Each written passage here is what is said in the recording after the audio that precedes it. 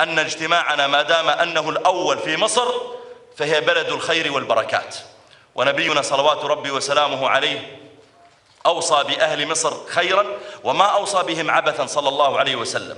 وربنا جل في علاه لما ذكر مكة قال سبحانه وتعالى: لتدخلن المسجد الحرام إن شاء الله آمنين. وقال الله تعالى عن مصر: ادخلوا مصر إن شاء الله آمنين. مصر تحتوي الناس، تحتوي أصحاب القدرات، تحتوي كل من أراد أن يكون له وجود.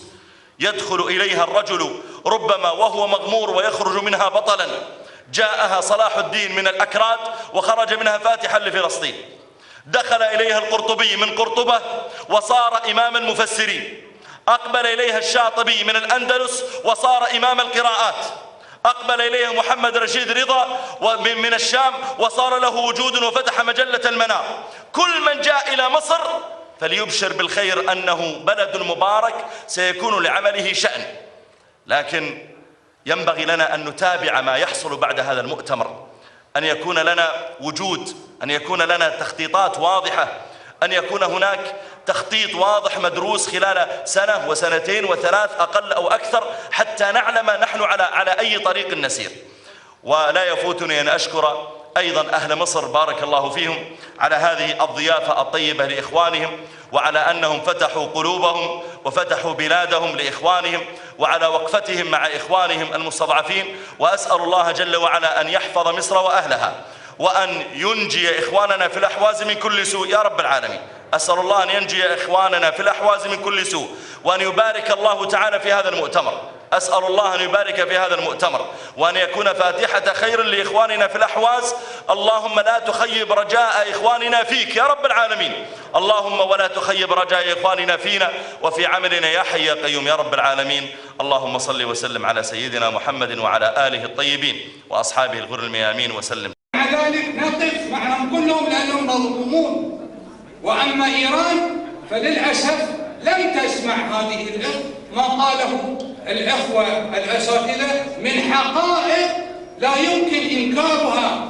ومن يقتل المسلمين اليوم في سوريا بدعم من حزب الشيطان في لبنان ودعم من إيران التي سمتها الأخوة الإسلامية. إيران الآن جملت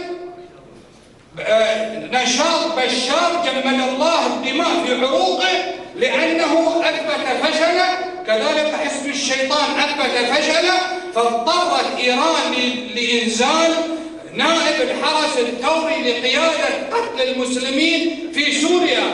فإخوانك العرب الذين تزعمين أنهم لم يفرقوا بين الإسلام والعروبة هم الذين يقتلون العرب والمسلمين على أساس طائفي. أنا أقول يكفي هذا الكلام في التعليق، ولكن أين الدول العربية؟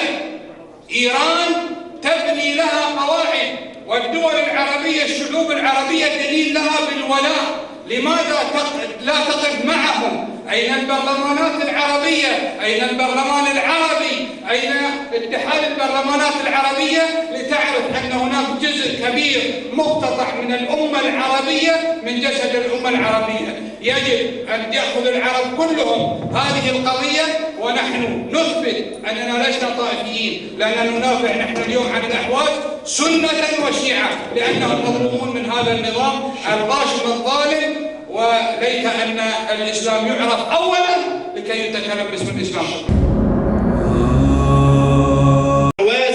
ويعني الله أعلم إذا كان هذا صحيح أم لا. يعني الأحواز يعتبروا أحفاد قطز، فهناك ما يدلل على أن قطز من الأحواز، فالفرس لن يكونوا أشد ضراوة من التتار، ونسأل الله عز وجل أن نشارك في ذلك في رد الهجمة الفارسية عن الدول العربية. وجزاكم الله خيرا، والسلام عليكم ورحمة الله وبركاته.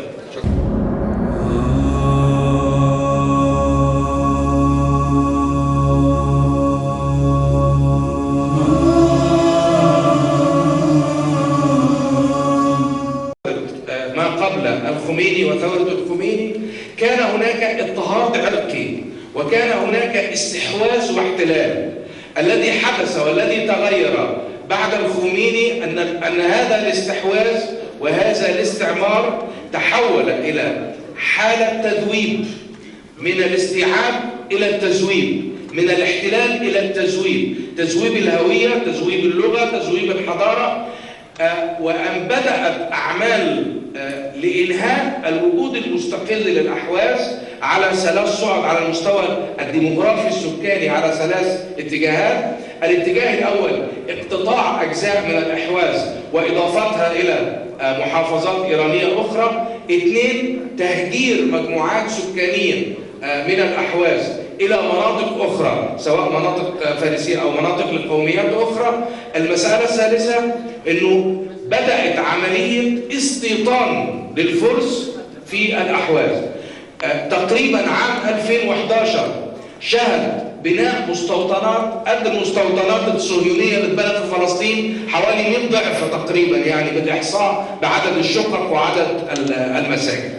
هنا الحقيقة في مرحلة ثورة الخميني من يريد أن يفهم ويدرك جيدا مغزى فكرة التذويب التي أضيفت إلى فكرة الاحتلال، ومسألة الاضطهاد الطائفي التي أضيفت للاضطهاد القومي اللي كان في فترة سيطرة الشاه، فقط يتابع حجم الحالة الاستيطانية التي تجري في الأحواز وحجم النقل للمجموعات السكانية الفارسية لمنطقة الأحواز لإحداث انقلاب ديموغرافي.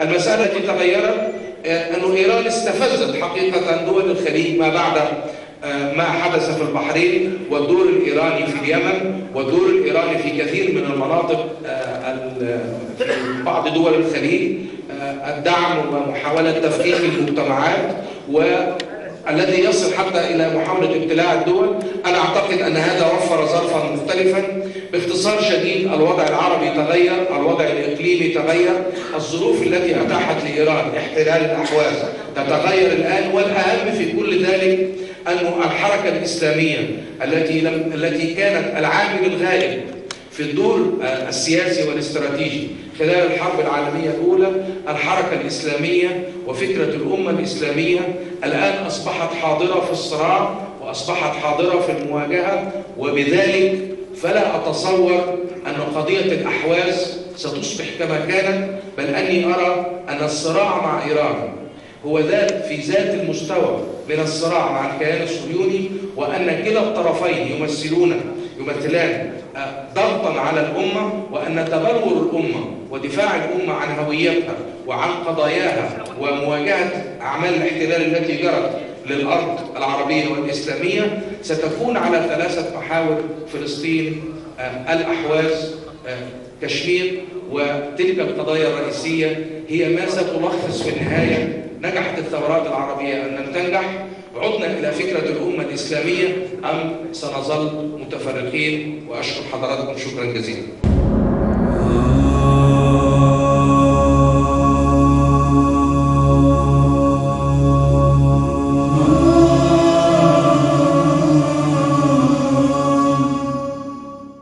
إنه من المؤلم حقا أن نرى العشرات من الشخصيات القومية البارزة والتي لها مكانة في العمل القومي العربي أن اجتماعنا ما دام أنه الأول في مصر فهي بلد الخير والبركات. ونبينا صلوات ربي وسلامه عليه أوصى بأهل مصر خيرا وما أوصى بهم عبثا صلى الله عليه وسلم. وربنا جل في علاه لما ذكر مكة قال سبحانه وتعالى: لتدخلن المسجد الحرام إن شاء الله آمنين. وقال الله تعالى عن مصر: ادخلوا مصر إن شاء الله آمنين. مصر تحتوي الناس، تحتوي أصحاب القدرات، تحتوي كل من أراد أن يكون له وجود. يدخل إليها الرجل ربما وهو مغمور ويخرج منها بطلا. جاءها صلاح الدين من الأكراد وخرج منها فاتحا لفلسطين. دخل إليها القرطبي من قرطبة وصار إمام المفسرين. أقبل إليها الشاطبي من الأندلس وصار إمام القراءات. أقبل إليها محمد رشيد رضا من الشام وصار له وجود وفتح مجلة المنار. كل من جاء إلى مصر فليبشر بالخير أنه بلد مبارك سيكون لعمله شأن. لكن ينبغي لنا أن نتابع ما يحصل بعد هذا المؤتمر، أن يكون لنا وجود، أن يكون لنا تخطيطات واضحة، أن يكون هناك تخطيط واضح مدروس خلال سنة وسنتين وثلاث أقل أو أكثر، حتى نعلم نحن على أي طريق نسير. ولا يفوتني أن أشكر أيضا أهل مصر بارك الله فيهم على هذه الضيافة الطيبة لإخوانهم، وعلى أنهم فتحوا قلوبهم وفتحوا بلادهم لإخوانهم، وعلى وقفتهم مع إخوانهم المستضعفين. وأسأل الله جل وعلا أن يحفظ مصر وأهلها، وأن ينجي إخواننا في الأحواز من كل سوء يا رب العالمين. أسأل الله أن ينجي إخواننا في الأحواز من كل سوء، وأن يبارك الله تعالى في هذا المؤتمر. أسأل الله أن يبارك في هذا المؤتمر، وأن يكون فاتحة خير لإخواننا في الأحواز. اللهم لا تخيب رجاء إخواننا فيك يا رب العالمين، اللهم ولا تخيب رجاء إخواننا فينا وفي عملنا يا حي يا قيوم يا رب العالمين. اللهم صل وسلم على سيدنا محمد وعلى آله الطيبين وأصحابه الغر الميامين وسلم.